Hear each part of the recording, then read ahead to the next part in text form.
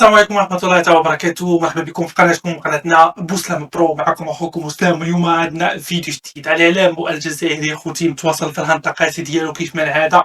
نظام الكراكله يوميا يهضروا على المغرب، يهضروا على لقجه، يهضروا على الكاف وكلشي موتسيبي والرفاق ديالهم كاملين. خليكم يا خوتي تسمعوا ضوش ليكم ارجو من بعد ان شاء الله. افريقيا 2025 وهذه التميمة فيها الزليج الجزائري. تقمص المنتخب الوطني قبل حوالي 3 سنوات الزليج الجزائري في قميص الإحماءات الخاص بالمباريات الرسمية والودية، ثم جاء من جديد الزليج وطرق أبواب كأس أفريقيا 2025 من بوابة شعار كان 2025 كما نتابع في هذه الصورة. شعار الكان بشعار الزليج الجزائري. يا عمار عمور، الزليج الجزائري ثقافتنا وتراثنا، نظن اللي انكاشي خاص بالجزائريين.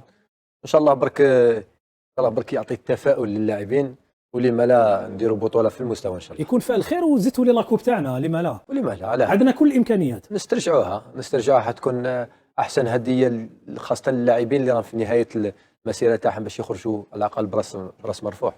ماذا يعني ان تلعب ايضا كاس افريقيا في المغرب، في بلد من شمال افريقيا، في ظروف مناخيه نعرفوها مليح، وانت تعرف انه تلعب كاس افريقيا في هذه الاجواء في شمال افريقيا يكون مستوى من نوع اخر. يعطيك الصحه. نظن بلي حتى التدريبات او الحسابات اللي ديرهم الكليما، المناخ او الرطوبه او الحراره راح تنحيها جانبا.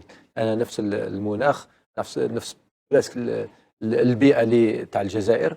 واخر كاس نظمت في شمال افريقيا نظمت في مصر، فزنا بها احنا في 2019.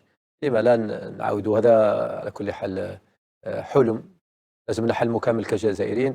لما لا اللاعبين الجزائريين ان شاء الله والمنتخب الوطني الجزائري يعاود يفرحنا ان شاء الله هذه المناسبه القادمه ان شاء الله، وجبنا الكاس. حتى وهي حلم شويه بعيد، ولكن لما لا نحلموا. المهم ان الفريق يكون موجد 100%، لاعبين اللي يلعبوا يمدوا اقصى ما عندهم، نكون وراء المنتخب الوطني الجزائري. ومن بعد الامور تجي مقابله وفوز ولابيتي فيان مونجون كما يقول لك. والآن من كل هذا عمار عمور هو فن أيضا وثقافة الجزائر والزليج الجزائري. احنا لعبنا أيضا خالد الموشية مباريات كثيرة، وتقمص المنتخب الوطني الجزائري في قميص الإحماءات الخاص بالشركة الراعية الرسمية التي كانت مع المنتخب الوطني الجزائري، قميص بالزليج. الآن كأس أفريقيا شعارها أيضا الزليج، الذي يبقى أيضا فنا وثقافة جزائرية، وراح نشوفوها في تميمة والشعار كان 2025. واش رايك؟ ما عندي حتى هضره على ما كيما نقول ستان شوا، مي كيما قال لك عمار هذه ثقافتنا، دونك ما فيهاش شك في لامبليم هذه. دونك انا جو بونس با كو سا سوا معناتها اون بوليميك كبيره. تزيدنا عزما ايضا بطبيعه الحال. بيان سور، وكيما قال لك عمار ديجا لو فيك سا سوا في المغرب وان بلوس في الشمال الافريقيه، سي اون موتيفاسيون كبيره للمنتخب الوطني. على الحساب اوسي لي دو ديرنيير كوب دافريك وخرجنا من البروميي تور، دونك كاين مدرب جديد بيتكوفيتش اول مره، دونك كيدير كوب دافريك.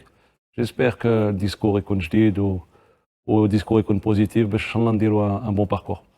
هذا ما نتمناه بالنسبه للمنتخب الوطني الجزائري. مشاهدينا الاعزاء، نذكر فقط بانه قرعه كاس افريقيا 2025 غدا بدايه من الساعه 7 بالتوقيت الجزائري سنتعرف على المجموعات التي ستشكل 24 منتخبا سيلعبون على كأس افريقيا التي ستحتضنها المغرب، وسيكون المنتخب الوطني الجزائري من ابرز المرشحين بطبيعه الحال، من الناحيه البشريه، من ناحيه الفرديات، من ناحيه ايضا الاسماء في تشكيله المدير الفني فلاديمير بيتكوفيتش. مرحبا بكم من جديد اخوتي خواتاتي. اتمنى ان الفيديو يكون نال اعجابكم، لان هذا هو حال المملكه المغربيه مع جيرانها اللي عطانا الله الجوار. اعلام الجزائر يوميا يتحدثون، يوميا اخوتي تيهضروا، وحتى ما عندهمش بلان اخر من غير المغرب. يوتر بزاف هاد الناس، يوتر راه شهومه هاد الناس هادو قاعدين ما يهضروا. يعني الامور ديالهم تسدات، امور سلاو، كلشي المشاكل ديالهم الطوابير ديال شكاره حليب، ديال الامور كامله ديال الماء في الاقاليم ديالهم، ديال التيارت، امور كامله، وباقيين يهضروا على المملكه المغربيه. بزاف عليكم على المملكه المغربيه، واخوتي راه بزاف هاد الناس. شكرا للمشاهدة، ما تنساوناش بالاشتراك وتفعيل الجرس، لايك وانتشار الفيديو، تعليق محفز، وشكرا لكم بزاف.